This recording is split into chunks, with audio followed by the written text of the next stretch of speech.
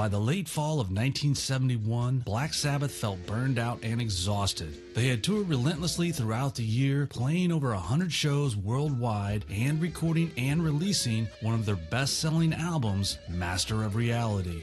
Singer Ozzy Osbourne was contending with 105-degree fever and laryngitis, guitarist Tony Iommi was down with the flu, and drummer Bill Ward and bassist Geezer Butler were both in desperate need of a rest. Left with no choice, the band canceled their European tour dates for November and December of 1971, and then after a final U.S. show in October, they returned to England for a 2-month break.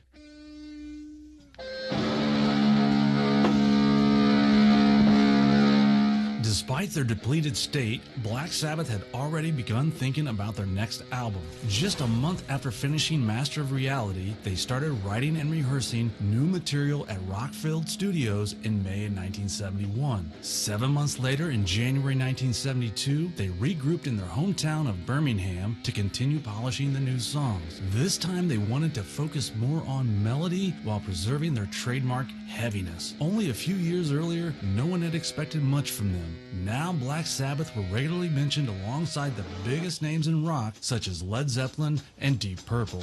I love you.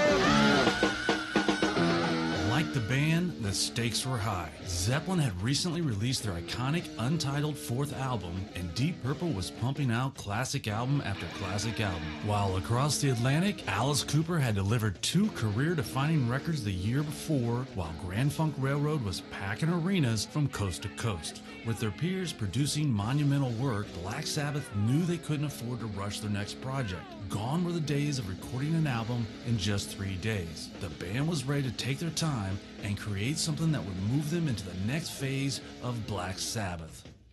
Ozzy said, "The Master of Reality album, I didn't like it at all. It was too rushed and the sleeve was a load of crap. It was so quickly done. We didn't really have the chance to do what we wanted to do. The first album was even worse. We did that in just 2 days. You know the Led Zeppelin's second album? The one with all those incredible effects? Well, that was what we wanted for the album, but all we got was flat sounds. After Master of Reality, we said, to hell with all of them. We'll do it ourselves. We were fed up with people telling us what to do. I mean, I still liked the first albums, but they could have been done a lot better." During rehearsals, the band minus Tony would be at a nearby pub getting snookered, while Iommi would try to come up with some new riffage to jam on. This weight on Iommi would be a constant moving forward, making him the band's de facto leader. Each band member would offer their valuable contribution to the music, but it almost always started with a riff from the Lord of Doom. Around January 17, 1972, the Sab 4 went to Marquee Studios in London and recorded Snowblind, FX, Tomorrow's Dream, and other backing tracks for their next album. Ozzy told Andrew Taylor the same week the reason the band for the first time would be self-producing the album instead of using the producer for the first 3 Sabbath albums, Roger Bain. We felt we wanted to change, so we'll be producing ourselves. A producer can't know our music well enough. He can only advise. We can see things that an outsider is going to miss. Iommi would say about Bain, "It's not like we were fed up with Roger Bain or anything. I thought he was alright, but we had done so much studio work by then, we felt we knew how to do it ourselves." It was also reported at this time that the album would likely be out by March of '72. At this point, there was only talk of mixing the album in the US. For now, the focus was making up the canceled Master of Reality shows from 2 months prior.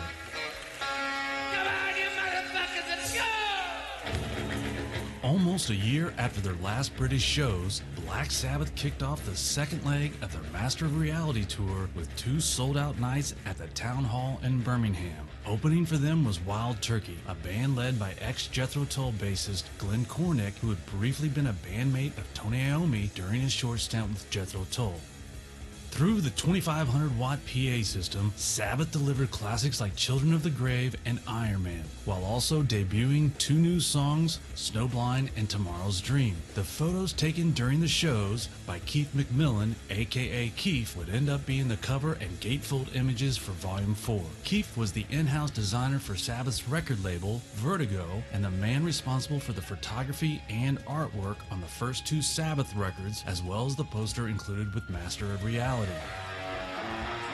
The tour included a return to London's Royal Albert Hall on February 17, 1972. Just 1 year earlier, Sabbath had been banned from playing their January 5th show at the venue, with no clear reason given. Speculation suggested that their lyrics and reputation contributed to the ban. However, as Sabbath's popularity grew, the ban was lifted, allowing them to play at the venue on April 26, 1971, where they closed out their Paranoid tour. Unbeknownst to anyone at the time, their 1972 performance would become the last time they played at this historic venue. 2 months after the show, the Royal Albert Hall's council imposed a ban on all rock and pop concerts due to concerns about audience behavior. Although the ban was eventually lifted, Black Sabbath never returned to the venue.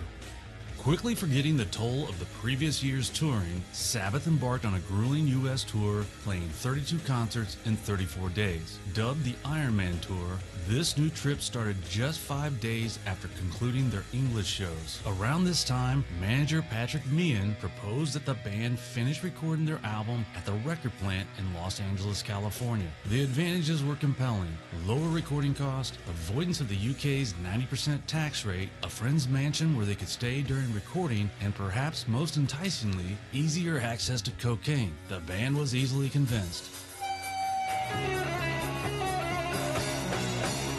The U.S. tour kicked off on March 1st, 1972 in Fayetteville, North Carolina, and by the very next show, they were already getting slagged by the U.S. press. Critic Diane Goldblum said of their March 2nd Miami show, "What really irks me is that the audience reacted just as though it had just seen an excellent performance, rather than an awful one. Are Miami audiences so starved for live rock entertainment that even the worst noise is applauded and rewarded with large sums of money? Audiences should learn to distinguish between talent and trash." Most of the U.S. tour dates featured Wild Turkey as the opening act, with the Sweat Hogs joining for a few shows on the East Coast. 10 days into the tour, the prog rock group Yes joined the lineup shortly after releasing their classic album, Fragile. This unusual combination of artists was the result of Sabbath's manager Meehan and Yes's manager Brian Lane co-managing Wild Turkey. You like prog rock? Iommi said, "It was an extremely unlikely combination. They hated us, because I'm sure in their minds, they were the clever players and we were the working class. Sometimes they talked, and other times they would walk straight past you." Geezer said, "A lot of those prog rock bands were really snooty. They were often from middle-class backgrounds, had been to university or art school, and were usually virtuoso musicians to boot. As a result, they looked down on us as working-class oafs from the provinces, who couldn't play our instruments properly or read music." Wasn't snooty. Ozzy said, "I don't like going to these concerts where the bands try to baffle you with science. Hop onto a Moog, play 35 violins. It's just nowhere for me." The one band member of Yes who got along with Sabbath was keyboardist Rick Wakeman, who would later record with Sabbath and Ozzy. Rick's son Adam Wakeman would tour with Ozzy on solo and Sabbath tours.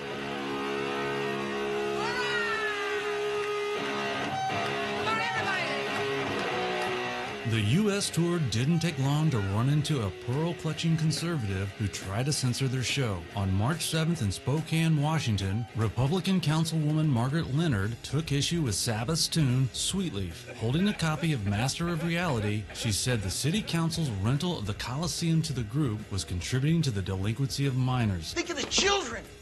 She suggested placing restrictions on the venue's contracts with the bands, such as preventing Black Sabbath from playing Sweetleaf. If they violated the restriction, the band would forfeit profits from the show. Councilman Del Jones felt the council would be on very thin ice if they started singling out Black Sabbath from the other groups that perform in a public building. Councilman Jack Winston said tickets had already been sold and arrangements made for the group's appearance in the Coliseum. "I don't know how we can correct that," he said. The council then unanimously approved the rental agreements after Leonard was informed the band had volunteered not to play Sweetleaf at the March 15th gig. Still, she wanted a full report after the show. "This is bullshit."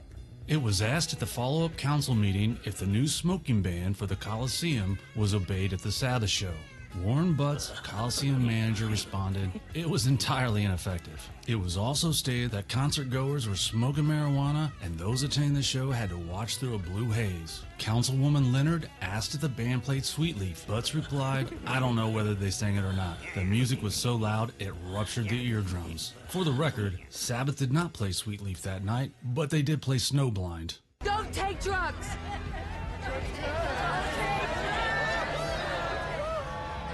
The March 18, 1972 Black Sabbath concert in San Diego would later inspire a scene in Cameron Crowe's semi-autobiographical film, Almost Famous. At the time, Crowe was a 14-year-old writer for the San Diego Door, an underground publication, who also contributed to Cream magazine under Lester Bangs' guidance. In his Rolling Stone review of Sabbath's debut album, it's worth noting that Bangs had notoriously roasted their effort. But 2 years later, he made a complete 180 on the band, writing a two-part essay published in Cream magazine stating, "Despite the blitzkrieg nature of their sound, Black Sabbath are moralists, like Bob Dylan, like William Burroughs, like most artists trying to deal with a serious present situation in an honest way. They are a band with a conscience who have looked around them and taken it upon themselves to reflect the chaos in a way that they see as positive."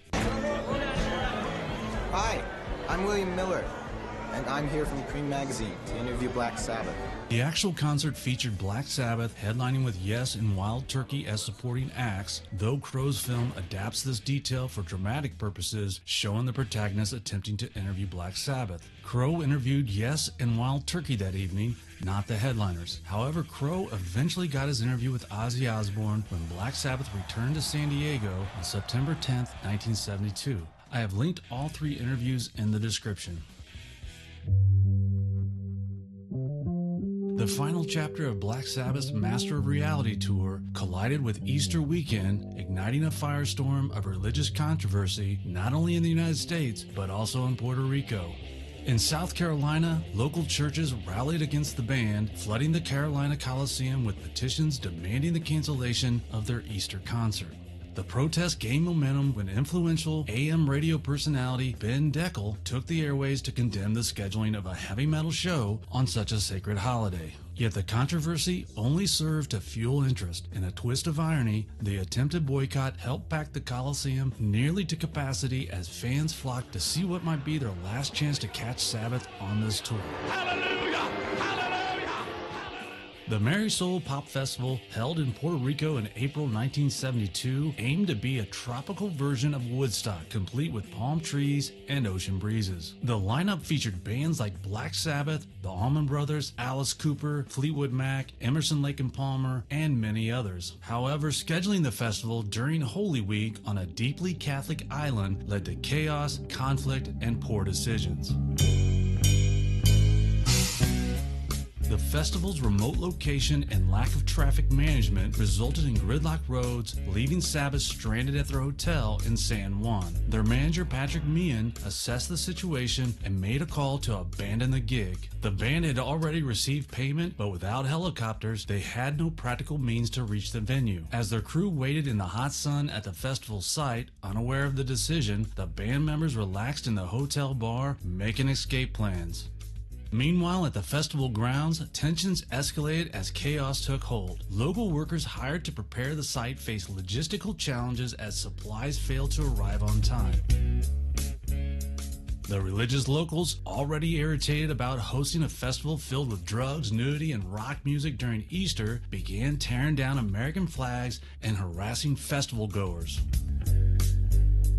Makeshift stalls selling food and water were exploiting desperate fans with exorbitant prices, while machete-wielding residents added a threatening element to the atmosphere. Only 35,000 attendees had arrived by the second day, half the expected crowd. Rumors of injunctions and events cancellations created panic, and many fans who had paid $149 for a ticket package that included airfare found themselves stranded at the site or desperately trying to reach the airport, where more confusion awaited. Delays in chartered flights left sunburned and frustrated concert goers stuck in military tents set up by the Puerto Rican Army. Back at the festival, disillusionment hung heavy in the air. The dream of a tropical Woodstock had devolved into a humid nightmare. Equipment failures, no-shows, and an angry local populace created a dangerous environment. Promoter Alex Cooley became the target of angry fans and frustrated authorities, eventually fleeing the island, smuggling out in a trash-filled Volkswagen bus. Yet for all the chaos, uncertainty, and at least 4 deaths, some attendees still reflect fondly on their time at Mars Soul. For them, the festival wasn't a disaster. It was a legendary, unpredictable adventure they still talk about today. After completing the Master of Reality tour, it was time for the band to finish writing and recording their next album. They traveled to Bel Air, California, where they stayed at a mansion owned by John DuPont, heir to the DuPont fortune. This is the same DuPont family that earned $15 billion in war contracts between 1964 and 1972 and was indirectly involved in producing napalm for the Vietnam War. The situation of a liberal working-class anti-war band staying in the house of a conservative donor to Nixon made for an unusual pairing. Iommi said, "It was a way to avoid the English tax man, and the studio rates were better, cheaper out there as well. More important than that, we thought it would be nice to really go somewhere else to try and get a different vibe." What's it called? Bollocks. Bollocks 1.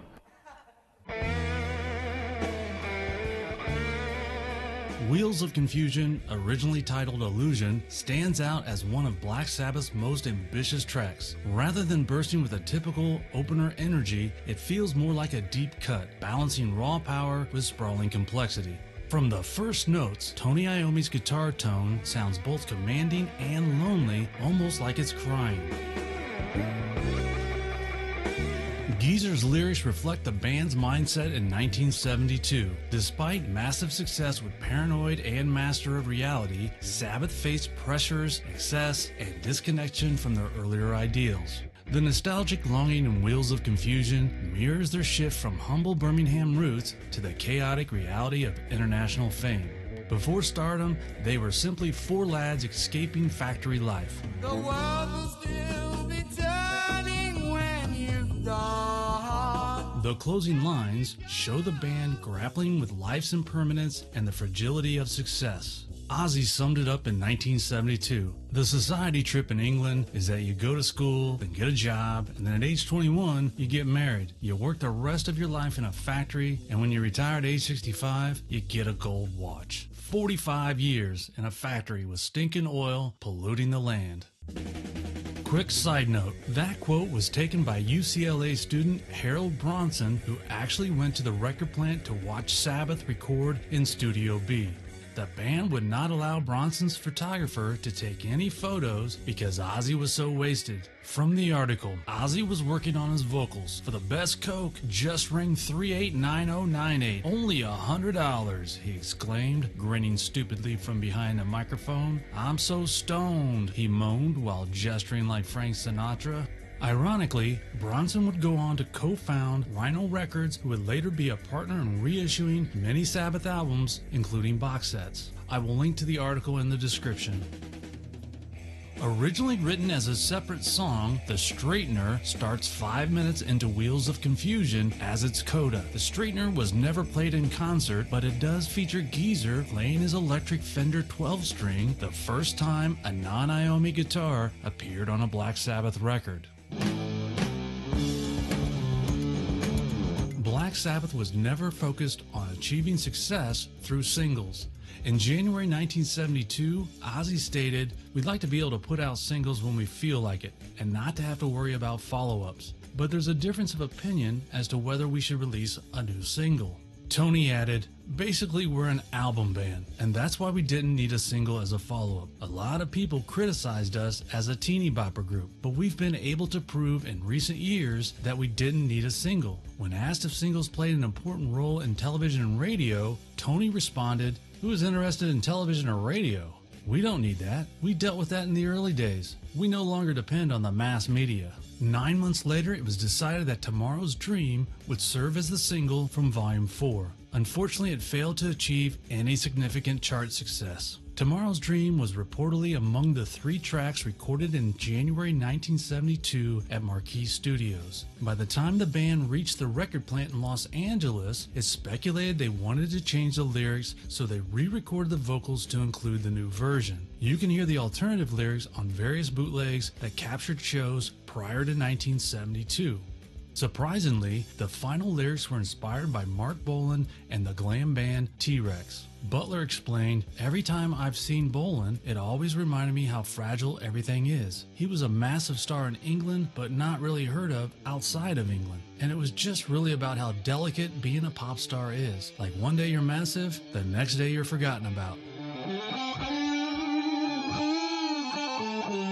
Noted Black Sabbath historian Rob Dwyer wrote, "Volume 4 sounds as brown and resin-saturated as the carpets of the recording studio likely was." While Eddie Van Halen might have laid claim to the brown sound in describing his own guitar tone, Black Sabbath clearly invented it. The brown sound represents a foundational approach to guitar tone that blends distortion, warmth, and clarity. Dwyer's observations suggest Black Sabbath pioneered a sonic landscape that would profoundly influence subsequent rock musicians. Who likes Black Sabbath here tonight? We'll do a little Sabbath for you. We'll do a little something off of what's it called? I forget the album, but it's called Tomorrow's Dream here. Let's see everybody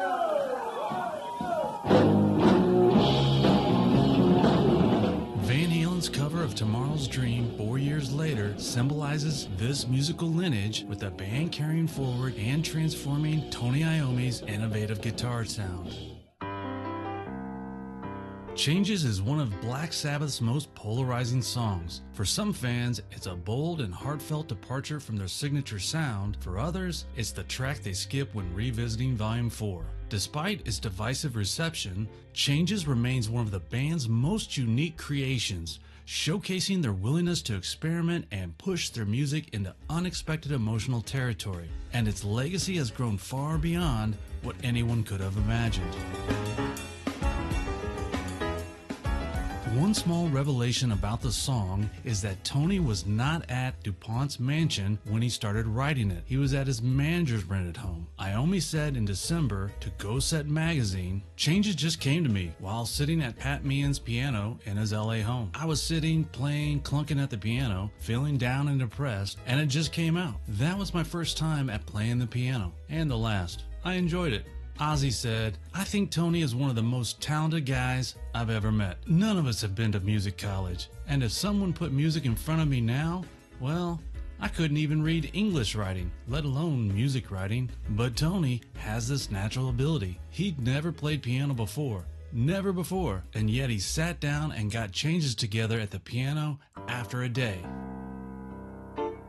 Then back at the mansion, Iommi started plucking on it again, and Ozzy and Geezer overheard and joined in. Geezer adding texture with the mellotron, and Ozzy improvising melodies and scratched words, which Geezer later recrafted into the final lyrics. But it's too late now. I've let her go. Those lyrics reflected drummer Bill Ward's personal struggles at the time. While recording in Los Angeles, Ward ended his relationship with his wife after meeting Melinda Strait, known as Misty. Decades later, Ward reflected on its impact in Rolling Stone. "Yeah, I found out it was about me," he said with a laugh. "I think at the time, maybe a year or two before, I'd gone through a very sad situation with my first wife and started a new relationship. I guess Geezer or maybe Oz had seen the effect that it had on me, but I actually couldn't see the effect it had on me." Ozzy felt a strong connection to the song, describing it in 1972. There'll be a lot of gentle things on the new album. One song, Changes, about a guy, whether he's with the band or not, I'm not going to say, who quits with his woman, is the ultimate in the way I feel about things. It's more of a song rather than a frustration reliever screamer. It's just a pretty slow ballad. Tony Iommi's first time playing piano with Sabbath wasn't the band's first time to feature piano. On August 26, 1969, just 4 days before their final show as Earth at Banklands Youth Club in Workington, England, the band recorded a track called The Rebel.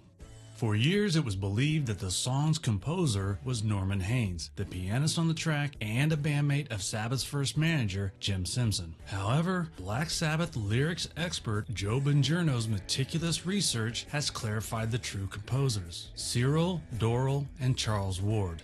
This was confirmed by Charles Ward's niece, Lisa Ward. Incidentally, Charles Ward was one of the brothers who founded Rockfield Studios, where Sabbath later rehearsed new material for Volume 4.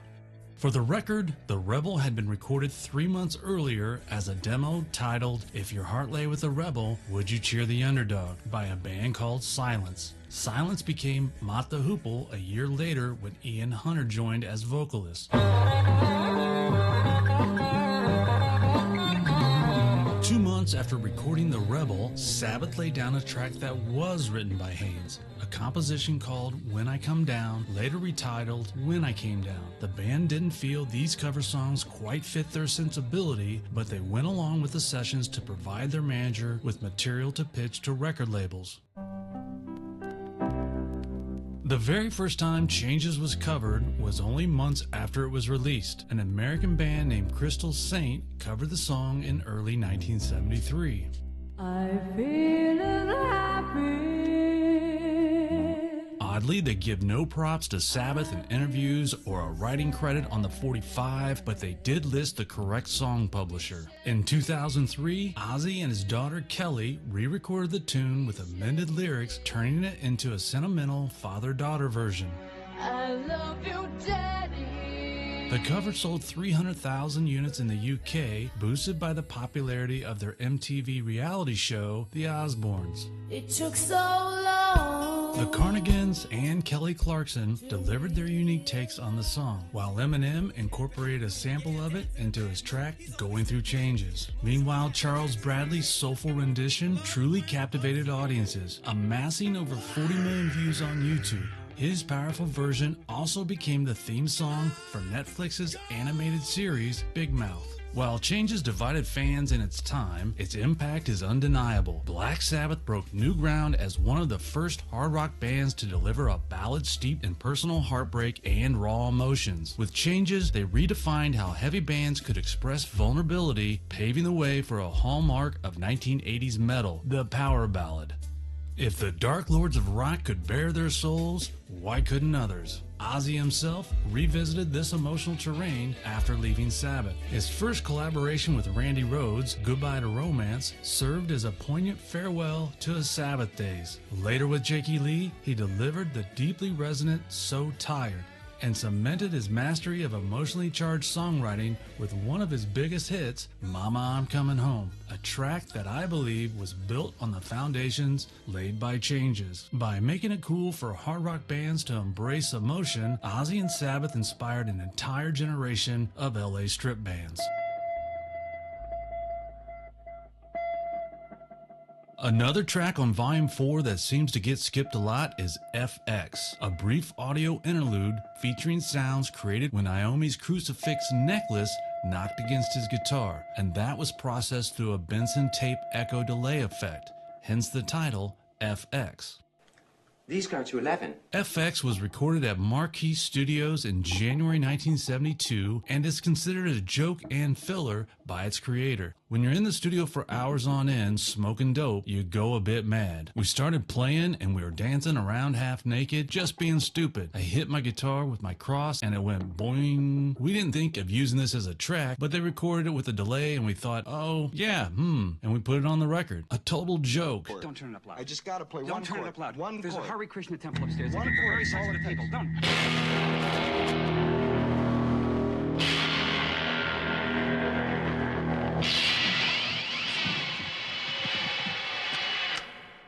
I'll take it. It's far out, Dad.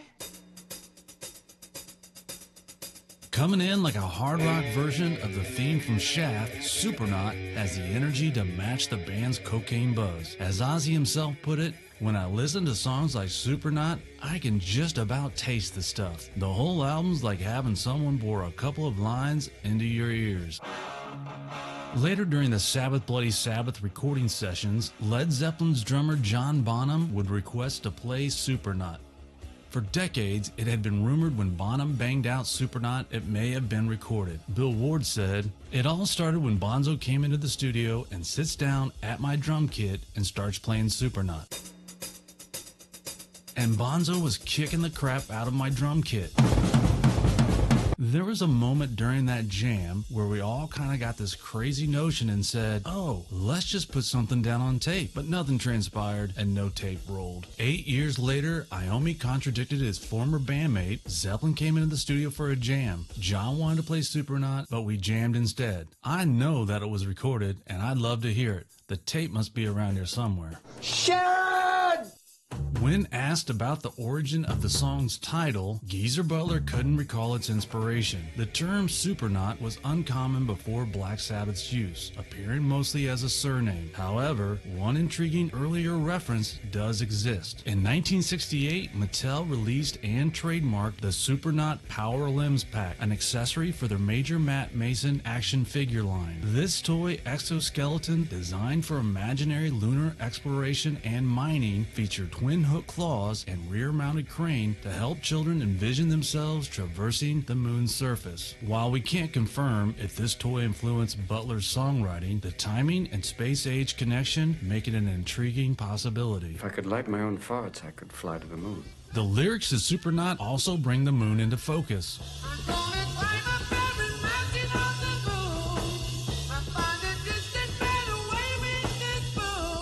The line with a spoon is an obvious tip of the hat to the vintage nursery rhyme, hey diddle diddle.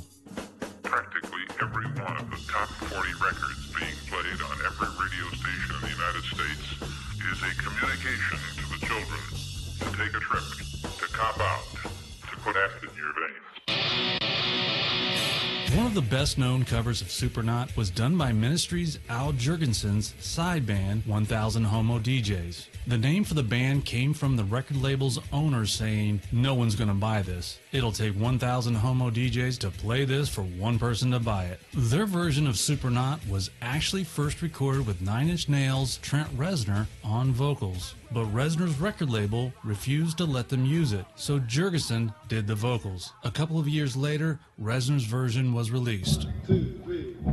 In Geezer Butler's book, he claimed Frank Zappa covered the song. He'd done a couple of interviews in which he said how much he loved our song Supernaut and that the riff was the best he'd ever heard. I thought he must be joking, but then I discovered he covered Supernaut and Iron Man on stage. In June 1975, Frank Zappa did pick Black Sabbath's Supernaut as his favorite song of the moment, saying at the time, I like it because I think it's prototypical of a certain musical style, and I think it's well done. I also happen to like the guitar lick that's being played in the background. But Zappa never covered Supernaut or Iron Man in full. However, he did add a couple of bars of Iron Man to his song Camarillo Brillo in a few shows. And once, Zappa played the riff from Supernaut during a rehearsal lasting 10 seconds. Sabbath also never played the entire Supernaut song live. They only played part of it during a medley with other songs. One other quick Zappa connection. In February 1977, Zappa told Chow 2001 magazine that he planned on producing Sabbath and that he had already been contacted for the job. He just didn't know when to start yet. A year earlier, Zappa produced Grand Funk Railroad.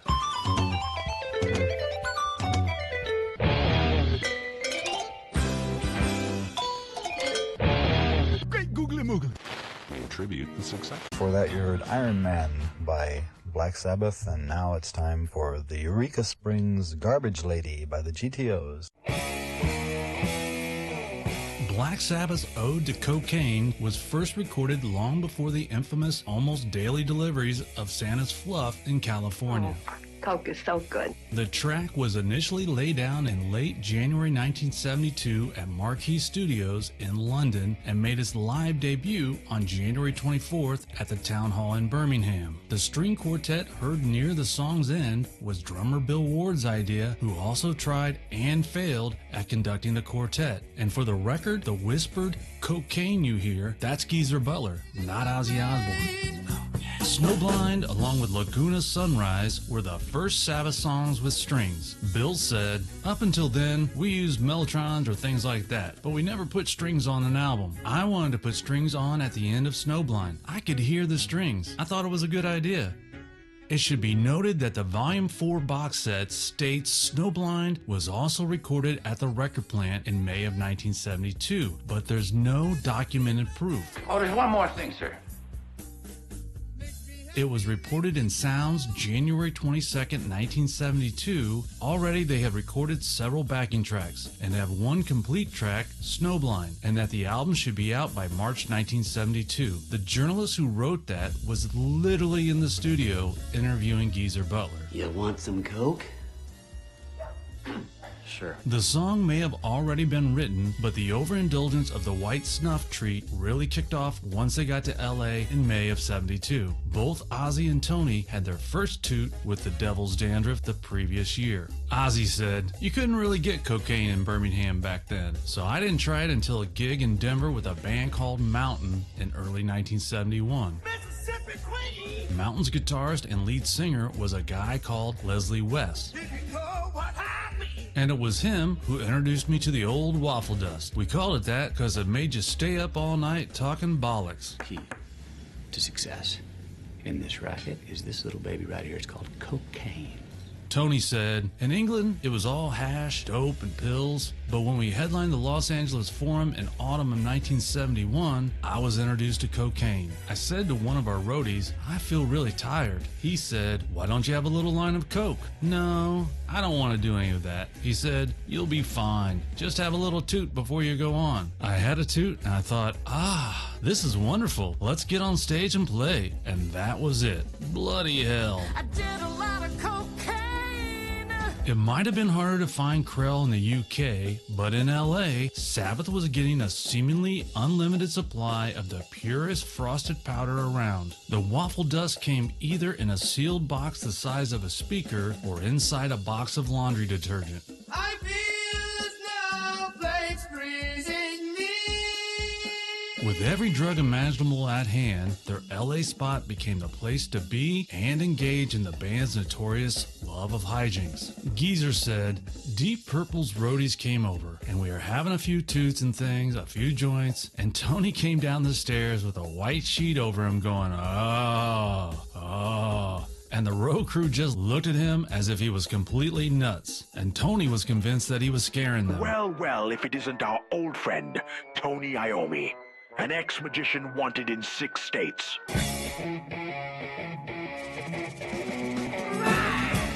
One incident began with Ozzy mistaking a panic button for a thermostat. Alarms blared and the entire group scattered, except for Ozzy and Frank, an assistant of Geezer Butler's. Left alone with $10,000 worth of weed and cocaine, panic set in. They tried to flush the pot, but the toilet clogged, leaving the coke as the next problem. In true Ozzy fashion, he dumped it on the floor and began snorting it as fast as possible. Frank joined him, and between the two of them, they inhaled more than 6 grams before the police even arrived. When the cops finally entered, the maid dismissed the whole thing as a false alarm. By the time the coast was clear, Frank's face was covered in a grotesque mix of white powder, mucus, and blood. Years later, Ozzy turned the incident into a punk-inspired track called It's a Raid.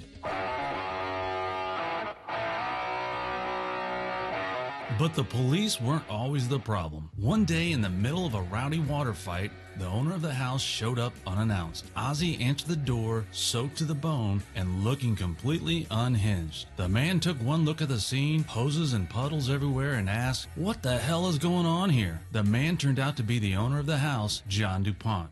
Do you have a problem with me?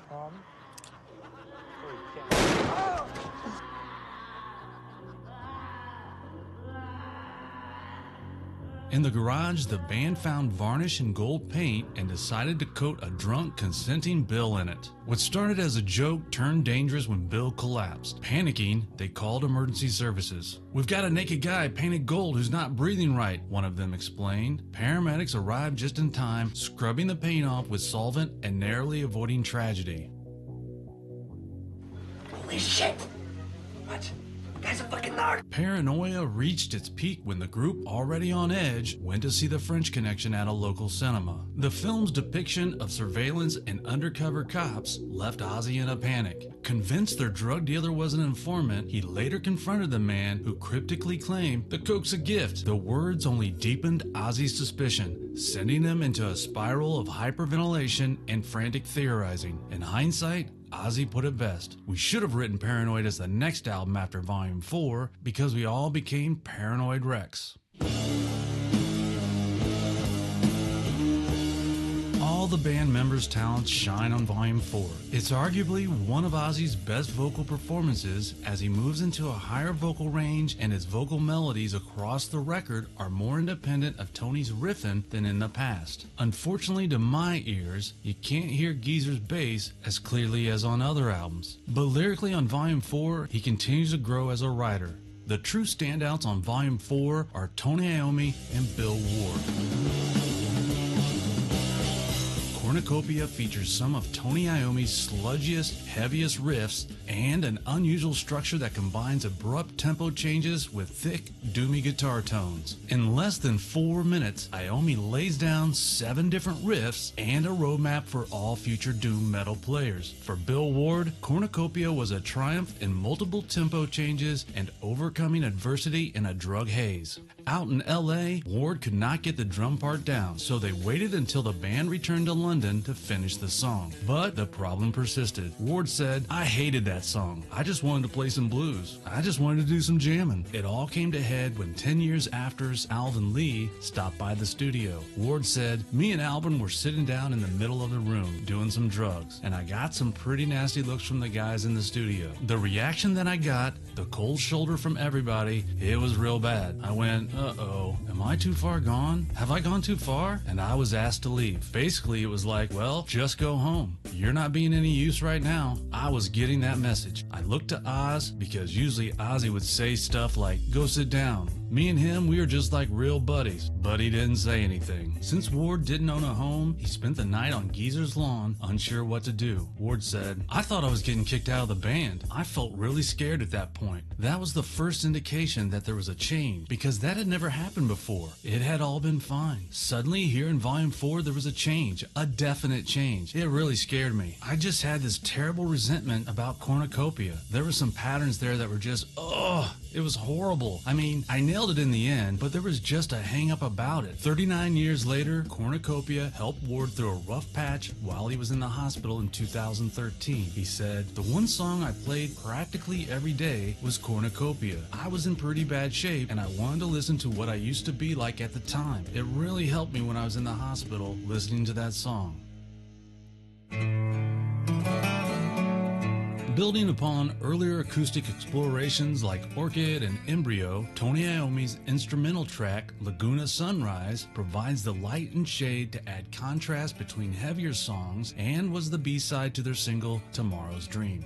Bill Ward's girlfriend, Misty, had a friend who had a home on Laguna Beach, where they would trip and hang out all night. Iommi wanted to capture that feeling on the beach as the sun rose, and that turned into Laguna Sunrise. Geezer said, "She offered me and Ozzy something called psilocybin. We of course accepted. Walking on the beach, I was seeing skeletons and all sorts. Ozzy, meanwhile, thought he was swimming in the sea, but was actually flailing away in the sand, like a stranded turtle." Iommi said, "We were up all bloody night, and I just started playing this acoustic guitar and came up with this idea. The plan was bold. They would incorporate strings into their music for the first time. The original plan was for me and Tony to play violin and cello on Laguna Sunrise," Geezer said, "but having procured the instruments, we soon realized that making a violin or a cello sound anywhere half decent is a lot harder than it looks. Their initial attempts were disastrous. Tony later admitted the sound was fucking horrible, like someone had trodden on a cat. Realizing they needed help, the band turned to Spock Wall, a roadie with a knack for writing music. Spock worked closely with Tony to figure out the orchestral parts. Iommi didn't know how to write music out, but Spock did, so Spock translated their ideas into something the string players could work with. The resulting Laguna Sunrise was a serene and beautiful track that captured the magic of the California beach.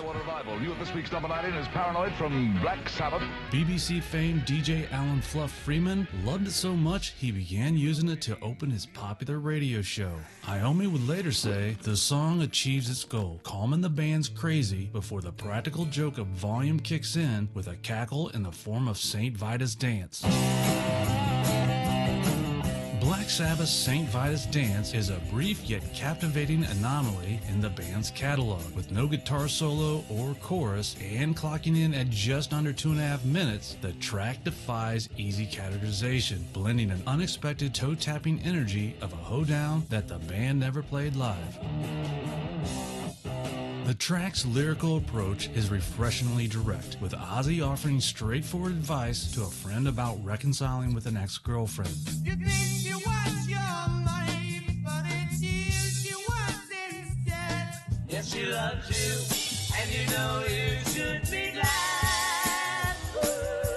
This narrative bears a subtle resemblance to the Beatles' song She Loves You, possibly reflecting Ozzy's well-known admiration for the band. It's unknown if Ozzy wrote this with the aid of Geezer or if Geezer wrote it on his own.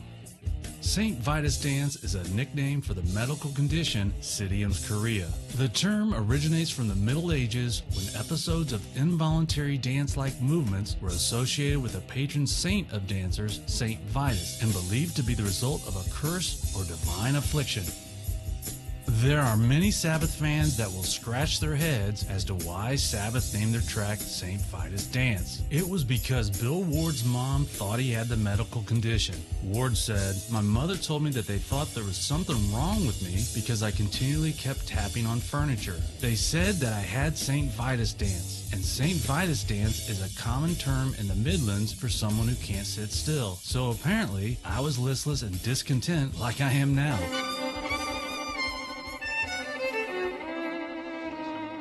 You guys know any Black Sabbath?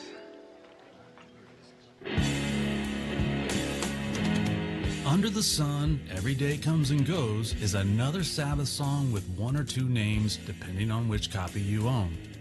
The song roars to life with a quintessential Tony Iommi riff embracing the band's hallmark musical DNA, a dense, sludgy progression tuned to C-sharp, laden with ominous semitone intervals, and the diabolical flattened fifth that had become Iommi's musical signature. The song is another track in the Sabbath catalog where it's hard to nail down the backstory. Some sources, including band members, say that Cornucopia is where Ward struggled and they had to finish it in London. However, other sources, including band members, say Under the Sun challenged Ward and that song was completed in London. And then there is Geezer, who states in his book that the track Under the Sun was completed 6 months before the band ever arrived in LA for their record plant sessions. Could Ward have struggled with both tracks? Yeah, maybe, but none of the interviews ever acknowledged that it's either one or the other. And to be fair to the band, perhaps the journalists misunderstood and misreported. In any event, here are some quotes about Ward's trouble with Under the Sun.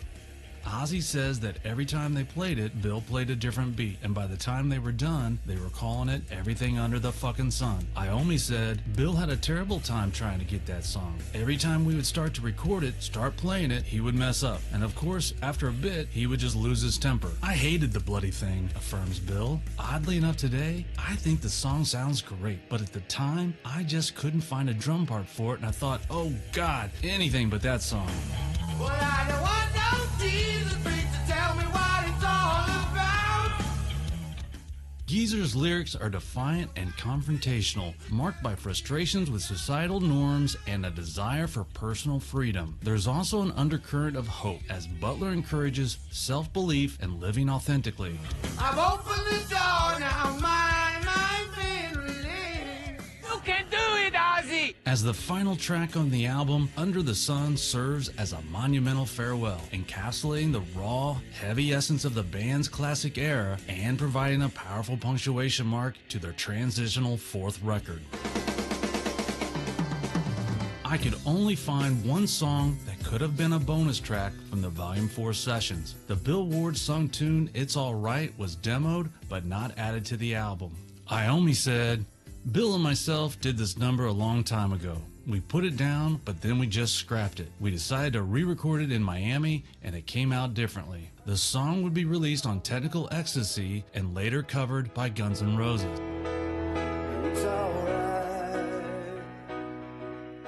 The recording of Volume 4 spanned the first half of 1972, with the band moving between multiple studios. They began at London's Marquee Studio in January, then shifted to Record Plant in Los Angeles for sessions in May and June. Back to London, they utilized both D. Lane Lee and Island Studios. Mixing started at Island Studio and concluded while the band toured at the Record Plant in July 1972. Ozzy was asked why they cut it at the record plant in Los Angeles. He said, "What a studio for depth and bass. You'll notice the volume of this album is a lot higher than the others, and the crispness is so much better. This album is a completely new step for us because it's a new era for Black Sabbath. We're no longer going to use a producer. We experimented a lot on this album. Most of the mixing and production was done by Iommi, Spock, and engineers Vic Smith and Colin Cadwell. Manager Patrick Meehan added his name as a producer, but did next to nothing to produce the record other than ripping the band off." Fuck that guy. Black Sabbath's 6th U.S. tour faced numerous setbacks throughout 1972. Originally scheduled to begin June 16th at Cincinnati Gardens, the tour's first month of shows had to be rescheduled due to Ozzy's throat problems. The tour finally kicked off on July 13th at Chicago's Erie Crown Theater, followed by a July 15th show in Flint, Michigan. Further complications arose when drummer Bill Ward was diagnosed with hepatitis on July 23rd. A week later, Ward suffered an asthma attack while in Rhode Island and flew back to England. This forced Sabbath off the road for a month until they finally returned on August 25th to play their twice postponed Louisville, Kentucky show. Ward told the BBC, "I got serum hepatitis from narcotic abuse and alcohol abuse. I thought I was invincible. I'm pretty lucky to be alive, to be honest." I can't hear you! Are you high? Louder! Are you high? That's beautiful!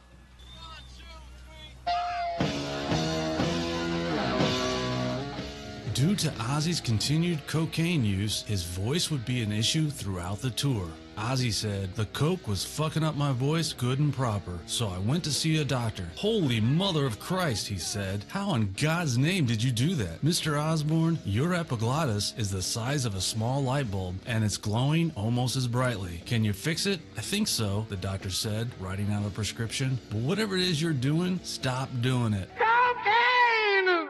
What's evil about Black Sabbath? By 1972, Black Sabbath had said in multiple interviews they wanted nothing to do with worshiping the devil or dabbling in black magic. Yet before a planned August concert for the Kentucky State Fair, the tax-funded entity put out a press release stating that Black Sabbath were Satan worshippers, saying things like, "Sociologists may ponder what makes teenagers idolize young musicians who profess that the world is ruled by the devil and that one of the group is Lucifer himself." Bassist Geezer Butler proclaimed, "It's a satanic world. The devil's more in control now and happier than ever before." And the other worshippers are John Ozzy Osbourne, Tony Iommi, and Bill Ward. Their lyrics talk about a doomed world, hell on earth, man's frustrations, atomic tides, and through it all, the devil laughing. And all this set to painfully loud and dirge-like music. One journalist, Karen Rice, said in response, "Let's just pray that not all the young people truly believe the devil rules the world. If that ever happens, God have mercy on us." These loons took quotes from Sabbath's first Rolling Stone article and tried to reframe the comments from Geezer, his bandmates, and the writer to fit their narrative that Sabbath was a bunch of proclaimed Satanists. That is fake news.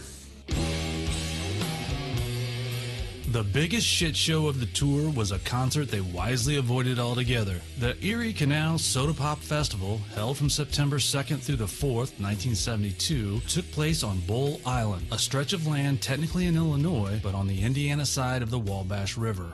It was pitched as a revival of the massive rock festivals of the past, a last-ditch effort to reignite the weary but still tantalizing spirit of Woodstock. Instead, it may have outdone Ultimate and Woodstock 2 in sheer chaos and violence. The lineup features some of the biggest acts of the era, including Black Sabbath, Joe Cocker, the Allman Brothers, and Cheech and Chong. Promoters anticipated a crowd of 40 to 50,000, but an overwhelming 250,000 to 300,000 people showed up. The event was unprepared on every front. Knife-point robberies, poisonous drug sales, and brutal beatings became the norm. Thousands of gatecrashers, some in gangs armed with knives and axes, overwhelmed security guards to force their way in. One person was found dead in a shallow grave, and another died from an overdose as friends frantically tried to get him to a hospital. Boric acid was sold as cocaine, and pure strychnine was passed off as LSD. When Black Sabbath's manager Patrick Meehan arrived and saw the chaos, he pulled the band from the lineup. The promoters later blamed Sabbath's withdrawal on greed, but Meehan countered days later, stating the festival was so poorly organized that there wasn't even a proper stage for the bands to perform on. The financial dispute, he said, was merely a secondary hassle. Cheech and Chong was one of the few acts that did not pull out. Reflecting on the event, Cheech Marin remarked, "You come 2,000 miles, you sit in the mud, you get poisoned with shitty dope, your old lady gets raped by the Hells Angels, and all in the name of peace and love. It's fucking incredible." 2 months later, when lawsuits began piling up, promoter Bob Alexander admitted, "When we started working on the idea of a rock festival, we wanted to make a ton of money. We were bucking all the odds, and we lost." 'Cause you're a big fucking loser. The September 15th show at the Hollywood Bowl would end Sabbath's 1972 tour a bit prematurely. At the show, according to Geezer, the band attempted and failed to perform Changes. Geezer said, "We did the song Changes for the first and only time, and Tony's piano was miles out of tune. And about halfway through the song, I looked at Tony and said, 'Should we just stop now?' He quickly agreed, and we abandoned the song, much to the confusion of the 12,000 or so fans." While photographs confirm Sabbath's presence at the Hollywood Bowl earlier in the day with the piano and Mellotron, no concrete documentation proves that they played Changes that evening. In fact, evidence suggests that they did not perform the song. For one, the bootleg recording of the show does not include the track Changes. Now, admittedly, it could be the sole unrecorded song. However, the review of the concert raises significant doubts. The journalists detailed other songs performed, but conspicuously omitted to mention the debut of an unprecedented ballad for Sabbath. This inconsistency seems very suspicious. Furthermore, Geezer's claim that this was the only time they played Changes is just false. Historical records confirm performances in New Zealand and Australia with audio evidence to support these shows. Even Black Sabbath's Volume 4 box set states that New Zealand and Australian shows are notable for the only live performances of Changes. My hypothesis is that while writing his book, Geezer saw soundcheck photographs from the Hollywood Bowl, which may have triggered memories of their Australian performance. If you listen to the Australian bootleg recording of Changes, you will hear an abrupt and awkward ending that aligns with Geezer's description of the Hollywood Bowl show's attempted performance of the song.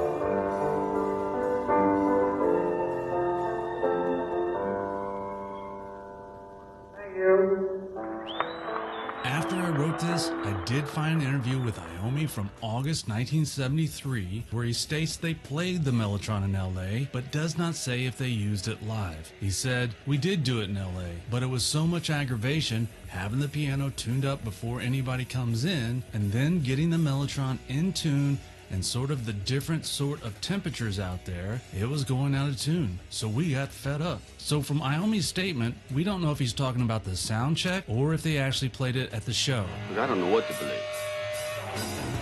At the end of Sabbath's Hollywood Bowl show, Iommi walked off the stage and collapsed. Ozzy said, "Tony had been doing coke literally for days. We all had, but Tony had gone over the edge." Iommi said, "That particular night, I thought I was gonna die. I couldn't move at all. It was nervous exhaustion and stuff like that." Due to the collapse, Sabbath canceled the last 2 dates of the tour.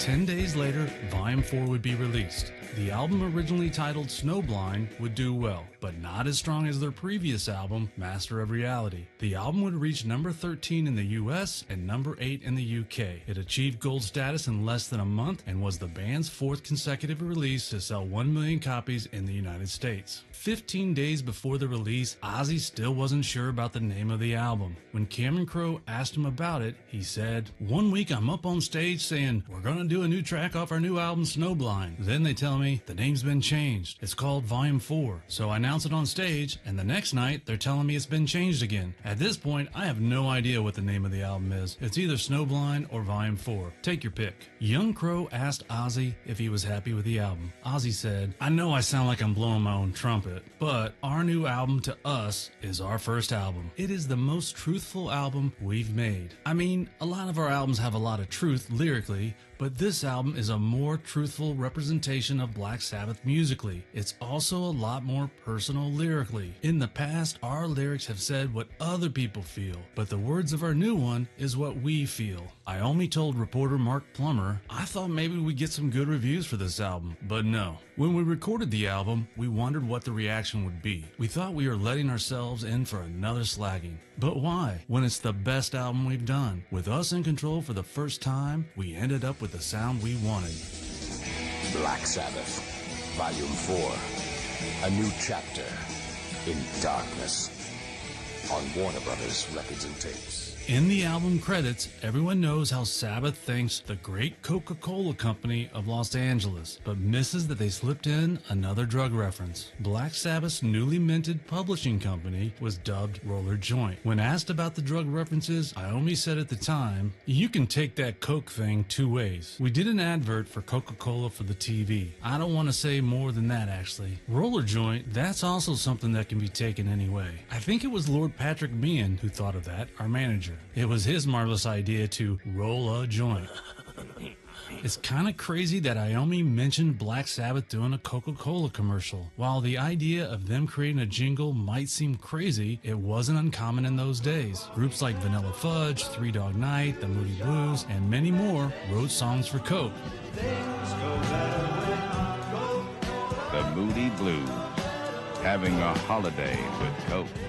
Perhaps a lost Sabbath Coke jingle is still out there somewhere, waiting to be discovered. Well, good luck with that, though. Less than a month after the release of Volume 4, Black Sabbath manager Patrick Meehan announced the band was done touring in the U.S., claiming it was too big of a strain on the group to carry on visiting America so often. Meehan also suggested that the North American market had become saturated with working bands. Iommi was asked about this announced 2-year layoff and said, "Well, 2 years, what's that? It's just got to the stage where we've done so many tours over the last couple of years, so we're just going to take a break till April. We'll do one in April, and after that, we don't know." In October 1972, Ozzy said, "Well, America is the most satanic country in the world. They do anything for $1. If you've got $1, you're in. If you haven't, you're out. You're not human over there. You're just another punch card in a computer. It's unheard of to say thank you." A year earlier, Ozzy said, "I just can't stand the place, man. Everyone's nuts over there. I've met some beautiful people in Los Angeles, but you get a lot of loonies too. You talk about the drug scene, you want to go to Los Angeles and see the drugs out there. Everyone's freaked out." Black Sabbath would not return to the States for almost a year and a half. After one of their longest breaks since 1969, Sabbath flew for 55 hours to play in New Zealand at the Great Ngā Rahia Music Festival on January 7, 1973. Bruce Cockburn, a young concert promoter from New Zealand, landed Sabbath for the gig as long as he agreed to book them for Australia as well, which he did. But the interesting part is he met with Don Arden to book the shows. Don Arden would later become Sabbath's manager and Ozzy's father-in-law. It's unclear how Arden fit in the Sabbath camp while Meehan was still their official manager. Cockburn also told me Ozzy had him build a tall wooden cross that would be set ablaze as Sabbath took the stage. Sabbath then flew to Australia to play 5 shows, including at Kooyong Stadium in Melbourne. Australia was one of the few countries where Changes was getting regular airplay. Sabbath would again play the song in concert. After returning from Australia in late January 1973, Iommi resumed work on a project that had been in motion since 1971. That year, Iommi, Birmingham promoter Norman Hood, and 10 years after drummer Rick Lee joined forces to form Tramp Entertainment, later named International Management Agency, or IMA. The agency was created to support emerging talent in the local rock scene, with Iommi playing a key role in guiding and promoting new acts. One of IMA's early projects was Necromandus, a rising quasi-prog rock band from Cumbria. In February 1973, Iommi brought Necromandus into Morgan's studio to record their debut album, Orexis of Death, under a deal he helped secure with Vertigo Records. Iommi produced the album and contributed guitar to the song originally titled Leavin' the Depot, later renamed to Orexis of Death. In March 1973, Necromandus gained further exposure by opening for Black Sabbath on 10 tour dates. IMA also managed Judas Priest, connecting Iommi to the band long before their rise to fame. Iommi said, "I had started up an agency to try to help bands. Rick Lee from 10 Years After and I put some money together to rent some offices and to hire some booking agents. We tried to help local bands, and Judas Priest was one of the bands that came to us. I gave them some equipment and helped them get some work."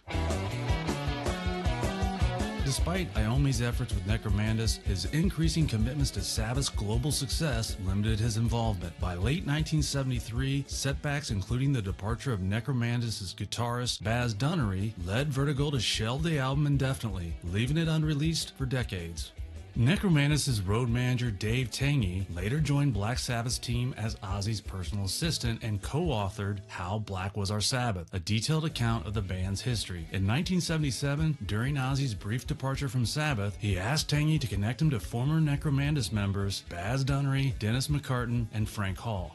The original incarnation of Blizzard of Oz was in an enviable position. Ozzy was a global known figure, and with Baz Dunnery, the quartet had a world-class guitarist. Drummer Frank Hall said, "Ozzy had a lot of offers on the table from a few record companies. The potential was just huge at that point because the press would jump on any new Ozzy album. Ozzy was really keen to show the world how good Baz was too. The band was called Blizzard of Oz right from the start. There was one label in particular who were talking about very large advances, not just for Ozzy, but for all of us."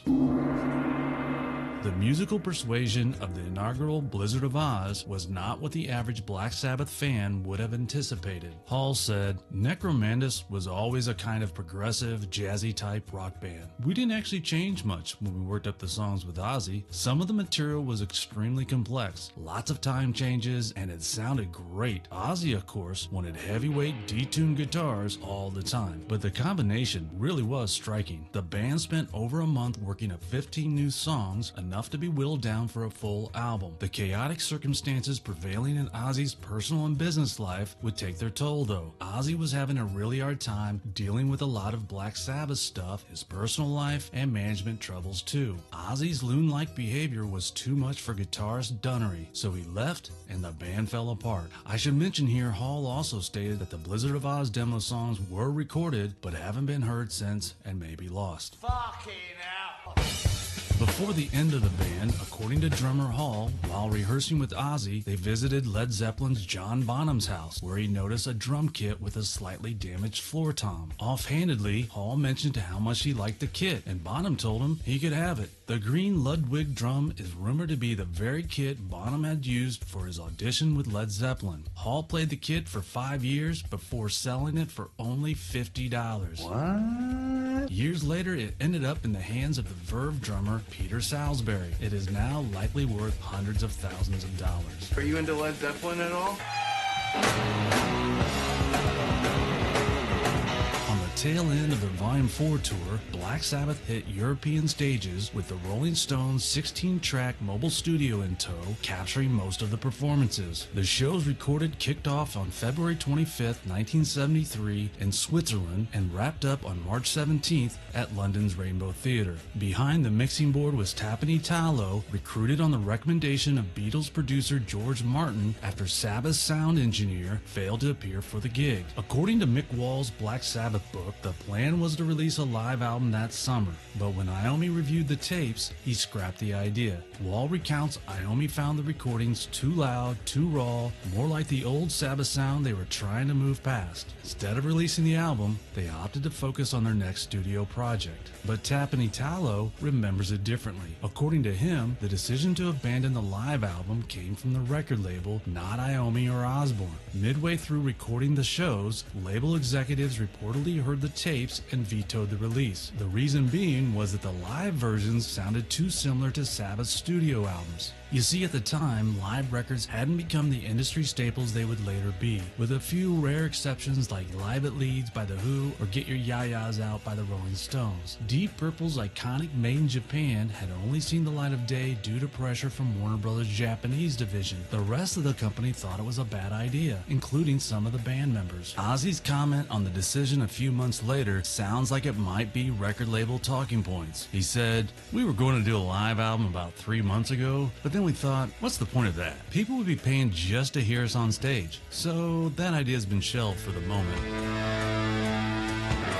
Behind the scenes, the band's frustration with their manager, Patrick Meehan, was starting to show. Tallow recalled the growing tensions during the tour. After one concert, an argument got heated between Meehan and the band, fueled by suspicions of financial mismanagement. Sabbath accused him of siphoning money to bankroll his lavish lifestyle. It was a warning sign of what was to come. Fast forward to July 1980, Meehan capitalized on Sabbath's ongoing popularity by reissuing their back catalog and releasing Live at Last, a live album cobbled together from recordings at Manchester's Hard Rock and the Rainbow Theatre. Meehan still controlled the rights to much of Sabbath's catalog, even as the band flourished with Ronnie James Dio and Ozzy thriving in his solo career. The release blindsided Sabbath and angered Ozzy, who stated in 1980, "I denounced that live album. I took the record company into a legal battle because I was so angry. It was nothing to do with me, and I was never approached before it was allowed out. We recorded about 20 concerts, and they put out the worst of the lot. It was probably the worst gig we ever played. Now they've gone and re-released Paranoid. It's only been done to compete with Sabbath and my own new records." Adding insult to injury, Ozzy's name was misspelled as O-S-S-I-E. Fuck me! Have you ever wondered what's up with the Live at Last album cover? Surprisingly, that was Ozzy's idea. The designer of the album cover, Dave Field, told me he actually met with the group sometime in 1976 or in 1977. He was hired by the record company to meet up with the band to get their input for the cover. Ozzy told me he wanted something with space and a satellite. Ozzy didn't tell him why, so Field contacted NASA and bought the image you see as the Live at Last album cover and added the text. The misspelling of Ozzy's name came from the record label. Field also drew the new version of Paranoid since the band did not like the original image. Turn this fucking up. Critics and fans remain divided on Live at Last. Some appreciate its raw energy, while others dismiss it as sounding no better than a soundboard bootleg. One of the critics of how the album sounds is the man who recorded it, Tapani Tallow. Tallow told me back then what you heard in Rolling Stone's mobile studio would sound completely different in another environment due to the mobile studio's incorrect acoustics and speaker combo. What he heard while recording the Sabbath shows sounded amazing. What everyone else heard, he thought was dry and not great. He speculates that whoever had the tapes next did not know how to adjust for how it was recorded, or maybe the person with the recordings was never given the master and worked off a mixed down version. After the Sabbath tour, Tallow mentioned the issue to Ian Stewart, the man behind the mobile studio. Stewart didn't hesitate. He financed the fix immediately and got everything sorted. Live at Last included an early but incomplete version of Killing Yourself to Live and the seeds of a potential track called Sometimes I'm Happy, which has been called an unreleased song for lack of a better description, but was really just an unfinished idea that had evolved during the improv section of Wicked World. This could be compared to the section in Zeppelin's live rendition of Dazed and Confused, where Plant begins singing If You're Going to San Francisco. The musical ideas underneath were later used for Zeppelin's Achilles' Last Stand.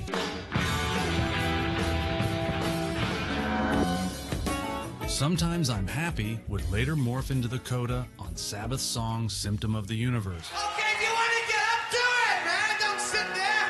We're gonna carry on with a number entitled Sweet Leaf.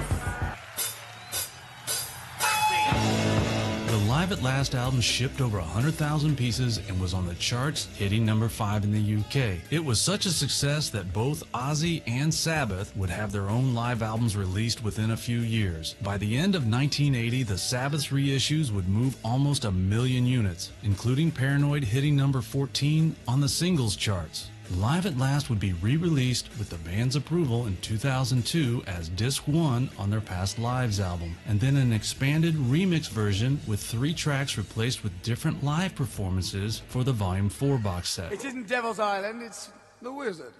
Correction of The Wizard, take 1.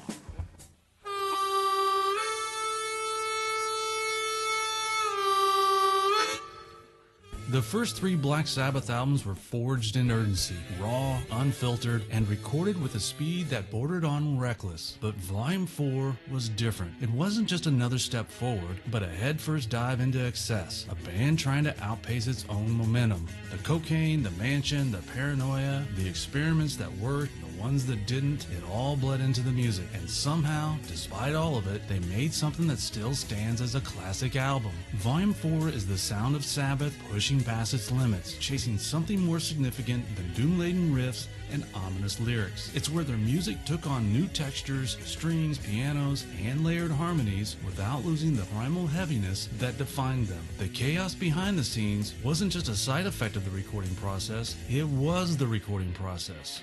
But the real takeaway from Volume 4 isn't just what it led to, it's what it represents. A band at the peak of their reckless creativity, too deep into their vices to stop, too driven to fail. Yet instead of crashing and burning, they took the chaos, the excess, and the lessons learned, and somehow, against all the odds, turned it into their next album, a masterpiece, Sabbath Bloody Sabbath.